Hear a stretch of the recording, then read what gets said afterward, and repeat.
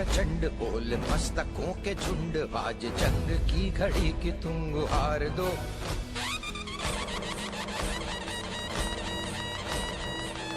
असफलता एक चुनौती है, इसे स्वीकार करो।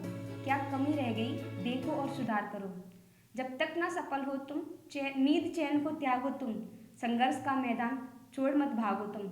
कुछ किए बिना ही जय जयकार नहीं होती, कोशिश करने वाले की कभी हार नहीं होती। आखिर तुम्हें आना है, जरा देर लगेगी। क्या है कि किसी चीज़ को अगर आप अपनी पूरी शिद्दत से चाहो तो पूरी कायनात आपको उससे मिलाने में लगेगी। दोस्तों, आप सभी का स्वागत है मैथ्स एक्सपर्ट अकेडमी में।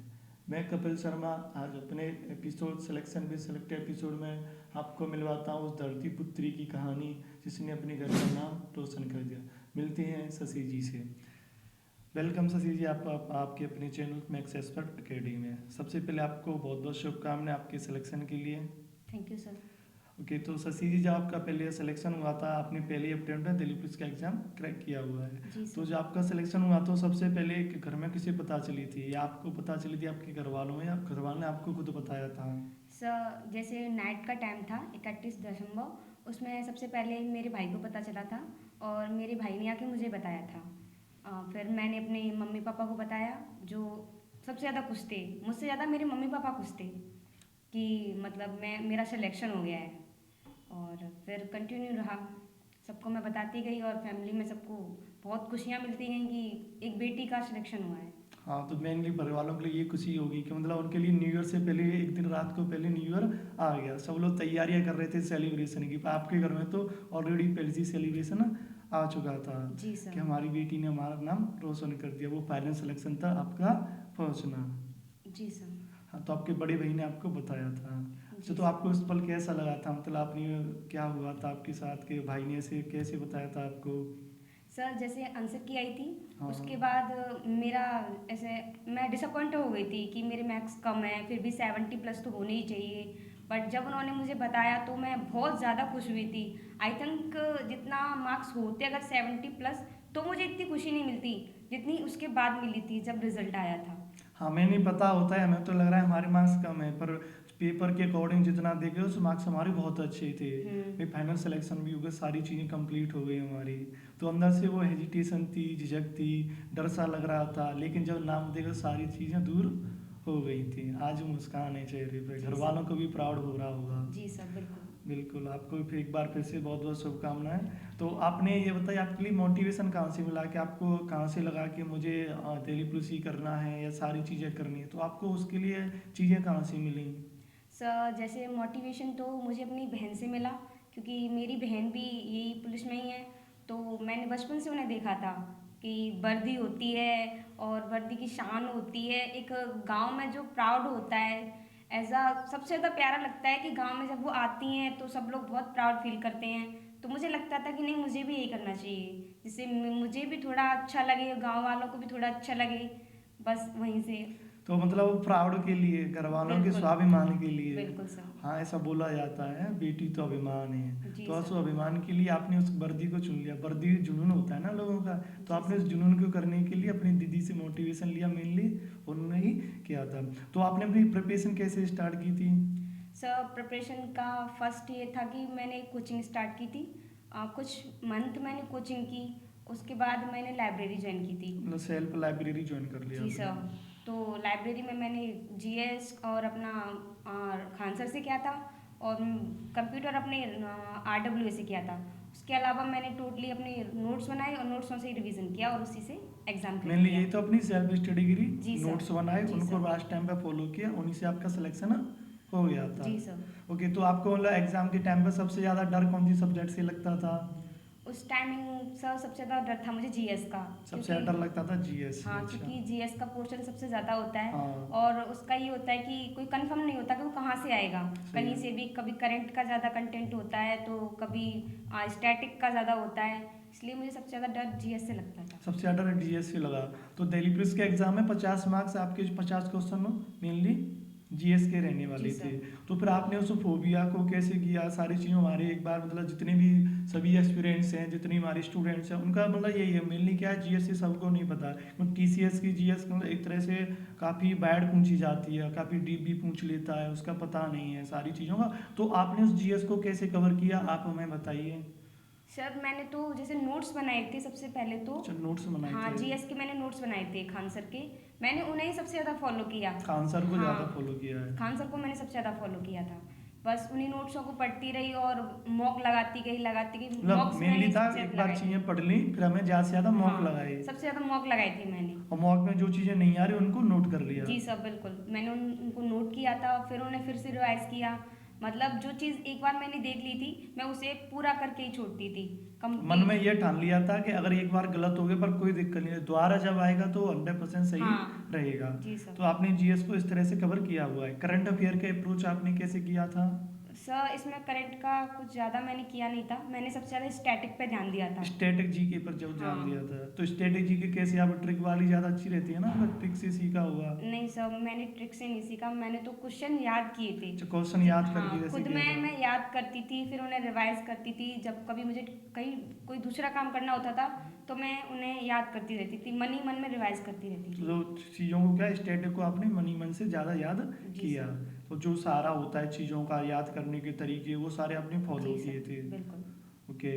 तो आपने जीएस को इस तरह से कंप्लीट किया, और काफ़ी आज ये है कि जीएस में काफ़ी अच्छा स्कोर हो रहा है आपका, जी कोई सर। भी देती है जब आपकी होती है। ओके, अब बहुत सारे एक्सपीरियंस हैं जिनके डाउट्स आते हैं कि सर मैथ्स के लिए क्या किया जाए।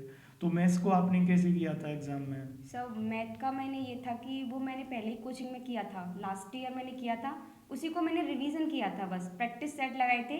उसके अलावा मैंने नया कुछ नहीं किया था तो उसमें। मैथ्स का ये था कि हमने चीज़ें मतलब जो भी था हमारा क्या था, हमने प्रैक्टिस सेट ज़्यादा से ज़्यादा लगाए हैं मैथ्स जी के। सर। जो भी चीज़ें नहीं आ रही उसको पॉइंट आउट करते थे और हम्म। उसका सॉल्यूशन देखते थे। जी सर। सॉल्यूशन करके खुद से सारी चीज़ें प्रैक्टिस की है, तो ज़्यादा से ज़्यादा आपने प्रैक्टिस सेट ही लगाए हैं। जी सर। वहाँ से आपने मैथ्स को कंप्लीट किया था।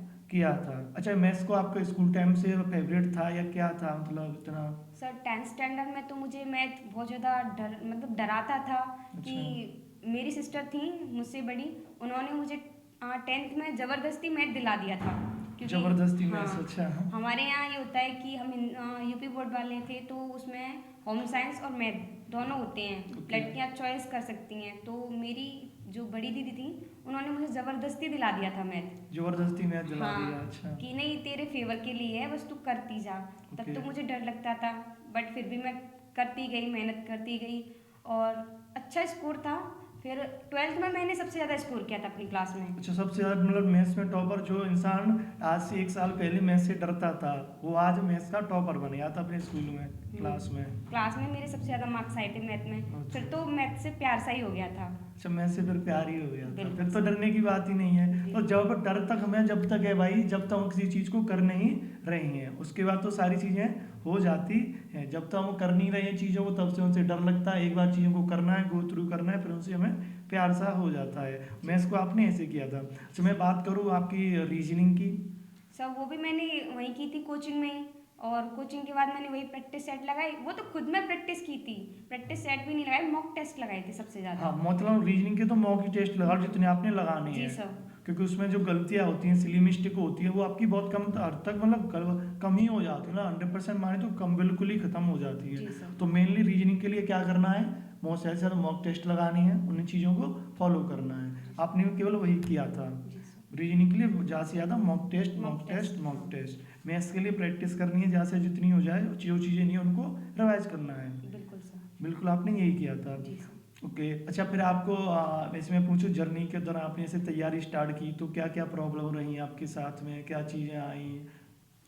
सर प्रॉब्लम तो ये मतलब था कि जैसे और भी काम रहता था, स्टडी भी करनी है और घर जाके खेतों का काम भी करना है। अच्छा, आपने खेतों में भी काम करती थी जी आप? सर, मैं खेतों में भी काम करती थी और अपने जो पशु होते हैं ना, उन्हें भी देखती थी।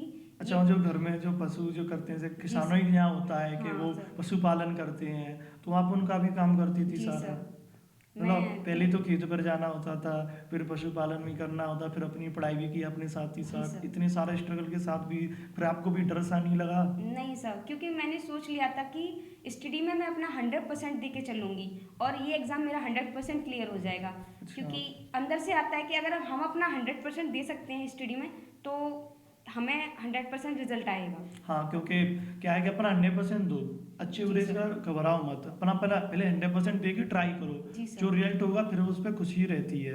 हाँ। यही होता है ना जी कि सर। आपने अपना 100% दिया, आप जाके आप बता रही है ऐसे घर जाके, जैसे कोचिंग से या लाइब्रेरी से आप जाके तुरंत घर के खेतों में हेल्प करती थी घर वालों की, फिर उसके बाद अपना जो पशुपालन करती हैं वो भी आपने हेल्प किया था, फिर उसके बाद मॉर्निंग में ये शेड्यूल रहता होगा, डे बाई डे आपने इसी तरह से किया था? जी सर, बिल्कुल रेगुलर रहता है ये। रेगुलर रहता था ये सारी बिल्कुल। चीज़ें?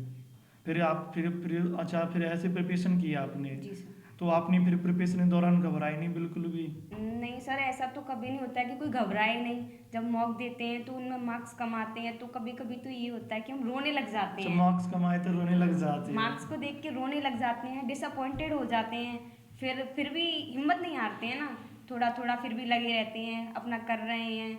और ऐसे ही फिर एक दो मार्क्स ऐसे मतलब मॉक ऐसे भी हो जाते हैं जिनमें मार्क्स अच्छे आ जाते हैं, तब हम लगता है कि नहीं नहीं हम कर जाएंगे, 100% कर जाएंगे। बस यही रहता है। अच्छा, जो ऐसे मार्क्स कम आ गए तो उनसे घबराना नहीं है? नहीं नहीं, ये सबके साथ होता है। हाँ। हाँ, आप एक पल के लिए डिसअपॉइंटेड होंगे ही होंगे, ये निश्चित है। बट उस टाइम आप घबराइए मत प्लीज। और हाँ, अपनी मतलब प्रिपरेशन ऐसे में तो जो मतलब चीज़ें होती हैं, ऐसे मौके में हमारी मार्क्स कम आए तो मुझे घबराना नहीं है? नहीं नहीं, बिल्कुल घबराना नहीं चाहिए। बिल्कुल 1% घबराना नहीं है कि हो सकता है अगले टेस्ट में अच्छी आए, हाँ। ये आपके सिखाने के लिए हो सकता है। बिल्कुल मौके सर। मार्क्स कम आ रहे हैं तो आप एकदम राइट वे में जा रहे हैं, हाँ। आपको बिल्कुल भी घबराना नहीं है, क्योंकि अगला मॉक आपके लिए तैयार है। उस मॉक को प्रॉपर में एनालाइज करो, कहाँ चीज़ें गलत हुई है उनको लिखो, उनको फिर दोबारा से रिवाइज करो, तो अगले मॉक से आपके ऑटोमेटिक मार्क्स बढ़ जाएंगे। तो मॉक से पहली बात तो घबराना नहीं है, जी सर, बिल्कुल नहीं घबराना मॉक से आपका रिजल्ट डिसाइड करने वाला नहीं है। है। जी नहीं। तो आपको यही था, मार्क्स ज़्यादा से ज़्यादा लगाओ, हाँ। मार्क्स आज कम आ रहे हैं कल अपने आप ऑटोमेटिक बढ़ जाएंगे, आप चीज़ों को सुधारते जाओगे। तो आपने भी सेम यही किया था? जी सर। जैसे डिसअपॉइंटेड होते हैं, सबको लगता है भाई मैं डिजर्व करता हूँ, पर नहीं, आपने ज़्यादा से ज़्यादा चीज़ों को सुधारा और लास्ट में आपके मार्क्स अच्छे आने लग जाए। जी सर। तो आप आज वो हमें दिख भी रहा है, आज फाइनल सिलेक्शन है आपके पास। जी सर। अच्छा, तो आप मेनली किसान फैमिली से हो, जी सर, बिल्कुल। तो फिर किसान फैमिली में बहुत सारी दिक्कतें आती होंगी, तो हाँ सर। तो आपको घर में सबसे ज़्यादा सपोर्ट कौन करता था? वैसे तो मेरी फैमिली एक लकी फैमिली है अच्छा। कि मुझे सबका सपोर्ट मिलता है। अच्छा, मुझे से हाँ भाई। बट फिर भी मेरी दीदी और भैया वो मुझ पे सबसे ज़्यादा प्रेशर डालते थे कि नहीं बेटा तू लगी रहे, तू मेहनत कर, तेरा हो जाएगा। तो मुझे उनसे सबसे ज़्यादा मोटिवेशनल मिलता था।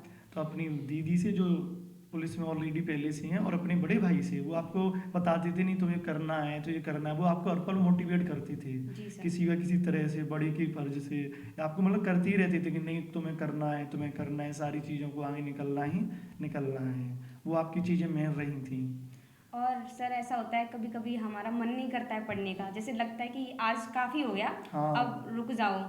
तो मेरे मम्मी पापा खेत में काम करते हैं, तो अरे। जब मैं उन्हें देखती थी तो लगता था कि नहीं, जब ये सुबह से काम कर रहे हैं फिर भी नहीं रुके हैं तो मैं तो फिर भी आराम से बैठ के पढ़ रही हूँ, तो मैं कैसे रुक सकती हूँ। तो बस उन्हें देख के ही मुझे सबसे ज़्यादा मोटिवेशनल होता था और फिर वही थोड़ी देर रुके और तुरंत फिर पढ़ाई में लग गए। मतलब वो था कि मतलब मेरे माँ बाप सुबह से लेके शाम तक खेतों में मेहनत कर रहे हो, पर वो एक पल के नहीं रुकी तो मैं कैसे रुक सकती हूँ। बस सर यही तो आपके लिए मेन मोटिवेशन था आपके मम्मी पापा। मम्मी पापा थे कि मतलब भाई जो खेतों में इतना काम कर रहे हैं, हमें खिला रहे हैं, पढ़ा रहे हैं, तो उनके लिए करना है। जी सर, बिल्कुल। तो उन्हीं के लिए ये था, सारी चीज़ें थी कि मतलब वो पूरे दिन खेत में काम कर रहे हैं, जब वो नहीं थक रहे हैं तो हम तो बैठे बैठे थक जा रहे हैं, पढ़ने में हम कैसे थक सकते हैं। हाँ। तो जब भी आपको रुकने का मन करता था तो आप क्या करती, माँ पापा को याद कर लेती थी। बिल्कुल सर। तो आपके वहीं से मेन याद आता था, फिर एक बार फिर से पढ़ाई में लग जाती थी आप। जी सर, बिल्कुल। अच्छा, बहुत से लोग क्या करते हैं कि ऐसे एग्जाम से लास्ट डे आते हैं, तो हमारे पास बहुत सारे स्टूडेंट की अभी भी क्वेरीज आ रही हैं कि एग्ज़ाम आने वाला है, यूपी पुलिस भी आने वाला है, एसएससी जीडी आने वाले हैं, अपकमिंग एग्जाम और भी आने वाले हैं, नोटिफिकेशन आ रही है। तो बच्चों में बहुत सारे डाउट रहने हैं ससी कि लास्ट डे में हम क्या करें, उनको बहुत ज़्यादा घबराहट सी हो रही है, तो आप उनके लिए क्या कहोगे? लास्ट डे में आप कुछ नया मत कीजिए प्लीज़। जैसे आपके पास जो नोट्स रखे हैं ना, तो सबसे ज़्यादा उन नोट्सों को पढ़िए, उन्हें रिवाइज कीजिए, क्योंकि इस टाइम आपका नया करना आपका दूसरा भी हो जाता है। तो ये टाइम वेस्टिंग होती है, इसलिए शायद आपको चीज़ों को नया नहीं करना है। नया नहीं करना चाहिए इस टाइम आपका जो पहले से लिखा हुआ है आप उसे ही पढ़िए। जो आपने पहले से बना जी ली है सर। चीज़ों को तैयारी कर रहे हो, उन्हीं को आपको क्या करना है, रिवाइज कीजिए, उन्हीं को गो थ्रू करना है, बस आपको बिल्कुल। कुछ भी नया नहीं करना है। कुछ भी नया नहीं करना चाहिए। और जब ज़्यादा से टाइम- ज़्यादा मॉक लगानी है। हाँ, ज़्यादा से ज़्यादा मॉक लगाइए, उन्हें एनालिसिस कीजिए और अपनी गलतियों को देखिए। अपनी गलती देखनी है, उन चीज़ों को ज़्यादा से ज़्यादा एनालाइज करना है। तो मेनली लास्ट डे में आपको क्या करना है, जो भी आपने नोट्स बनाए हैं, चीज़ों को किया है, उनको बार बार रिवाइज करना है और ज़्यादा से ज़्यादा मॉक लगानी है और जी मॉकों सर। को भी एनालाइज अच्छी तरह से करना है। तो शशि आपको मेनली यही करना है लास्ट डे में आगे। अच्छा प्रिय, कुछ बच्चों को क्या है, मॉक में अभी अच्छे मार्क्स आ रहे हैं, फिर उन्हें घबराहट हो रही है, अरे एग्जाम में हो या नहीं हो, उनके लिए आपको क्या कहना है?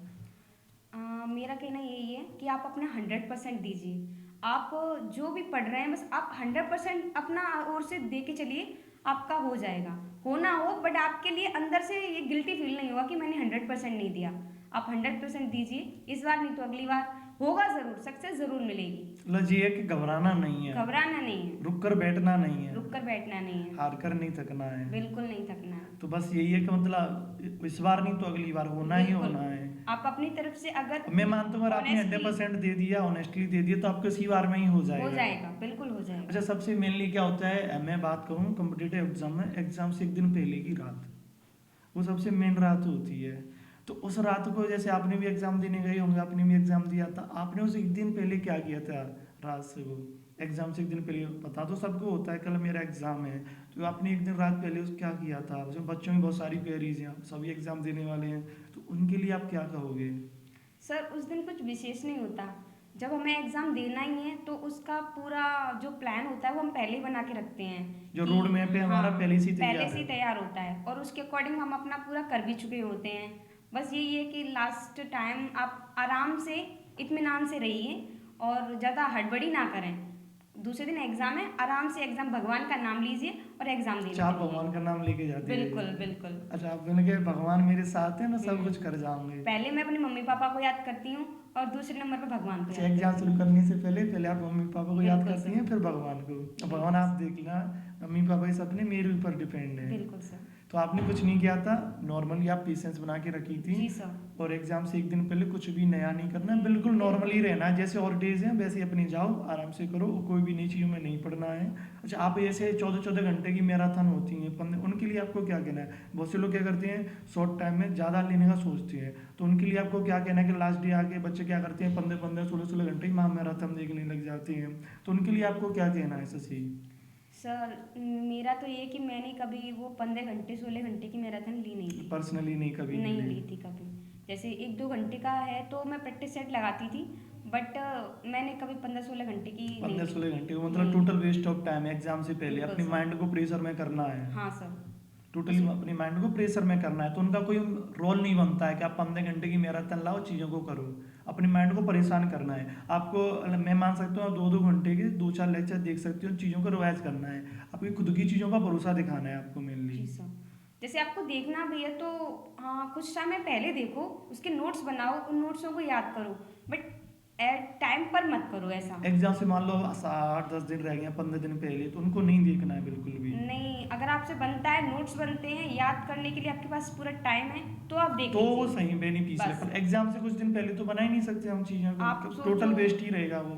आप सोचो कि एकदम से लिखो और वो याद हो जाए, ऐसा नहीं हो सकता। ऐसा उसके नहीं लिए करना। याद भी करना पड़ेगा, अच्छा। उसे रिवाइज भी करना पड़ेगा और इसमें बहुत टाइम जाएगा। अच्छा, हाँ वो ये तो भाई लास्ट डे आपको बिल्कुल भी मैराथन में किसी के चक्कर में नहीं पड़ना है, अपनी खुद पर ज़्यादा भरोसा दिखाना, अपनी चीज़ों पर भरोसा रखना है, उन्हीं को आपको गो थ्रू करना है। ये तो शशि, अब मेरा आपसे यही कहना है, लास्ट में आपने हमारे बच्चों की सारी क्वेरीज को बताया, जीएस कैसे पढ़नी है, मैथ्स कैसे पढ़ना है, रीजनिंग कैसे करनी है, सारी चीज़ों को कैसे करना है। अब मैं आपसे पूछा हमारे बच्चों के लिए आपको कुछ बताना, स्टूडेंट्स के लिए लास्ट डे में उनके लिए क्या करना है, आप उन्हें बता सकती है, अपने पर्सनल व्यूज दे सकती हैं हमारे चैनल के माध्यम से उन बच्चों के लिए। मेरे पास कुछ लाइनें हैं, मैं बताना चाहती हूँ। बिल्कुल। असफलता एक चुनौती है, इसे स्वीकार करो, क्या कमी रह गई देखो और सुधार करो। जब तक ना सफल हो तुम, नींद चैन को त्यागो तुम, संघर्ष का मैदान छोड़ मत भागो तुम। कुछ किए बिना ही जय जयकार नहीं होती, कोशिश करने वाले की कभी हार नहीं होती। बिल्कुल। तो भाई कोशिश करने वालों की कभी हार नहीं होती। आप हमारी शशि ने बड़ी अच्छी से बताया अभी शशि ने आपको कि कोशिश करने वालों की कभी हार नहीं होती। तो कोशिश को कभी नहीं छोड़ना है, लगे जी ही सर, रहना है। बिल्कुल सर। एक ना दिन एक मंजिल आपको मिल ही जाएगी। आखिर तुम्हें आना है, जरा देर लगेगी। लगेगी। बस जी बस सर। भाई आखिर तुम्हें आना ही है, जरा देर लगेगी पर आए तो जाएंगे। मैं कभी बीच में जाके गिव अप नहीं करना है। जी, चीजों को बिल्कुल कर नहीं। लिया तो ठान लिया है। बस ठान लिया, मतलब अपने अंदर पहले ही दृढ़ शक्ति लेके चलो कि मुझे करना है, फिर पूरी कायनात आपको उस चीज़ तक मिलाने में पहुंचा ही देती है। हाँ। मतलब हमारे एपीजे अब्दुल कलाम जी ने कहा है कि किसी चीज़ को अगर आप अपनी पूरी शिद्दत से चाहो तो पूरी कायनात आपको उससे मिलाने में लग हाँ जाती बिल्कुल है। भाई, भारत के फॉर्मर राष्ट्रपति अब्दुल, आप बिल्कुल शशि ने आपको बिल्कुल सही बताया कि भाई फॉर्मर प्रेसिडेंट भारत के जो रहे हैं एपीजे अब्दुल कलाम जी, तो उन्होंने बोला है अगर आप शिद्दत से चाहो तो पूरी कायनात उसे मिलाने के लिए आपका सहयोग करेगी। तो भाई आप पूरी चीज़ को शिद्दत से चाहो, अपना एक टारगेट बनाओ, चीज़ों के लिए उसको फॉलो करो, जो भी चीज़ें उनकी रिक्वायरमेंट है उनको कंप्लीट कीजिए। तो थैंक यू सो मच आपका शशि जी, आप हमारे साथ जुड़ी, हमारे बच्चों को गाइड किया, इतनी सारी चीज़ें आपने बताई। ओके, आपके लिए हमारी टीम द्वारा एसएससी हिंदी के लिए ई बुक लॉन्च की गई है, जिसके बारे में भी शशि जी आज के बारे में आप बताएंगी। ये एक ई बुक है, इसमें प्रीवियस ईयर्स क्वेश्चन दिए गए हैं। ये आपके एग्जाम के लिए बहुत बेनिफिशियल रहेगी। Thank you. जो भी इसमें एनी टीसीएस कोई भी एग्जाम हो, सारी टीसीएस के प्रीवियस क्वेश्चन दिए हुए हैं जो आपके एग्जाम के लिए बहुत बेनिफिशियल रहने वाली है। जिनके मार्क्स अभी भी कम हो रहे हैं, इससे प्रैक्टिस कीजिए, याद कीजिए, आपके एग्जाम ऑटोमेटिकली इंक्रीज हो जाएंगे।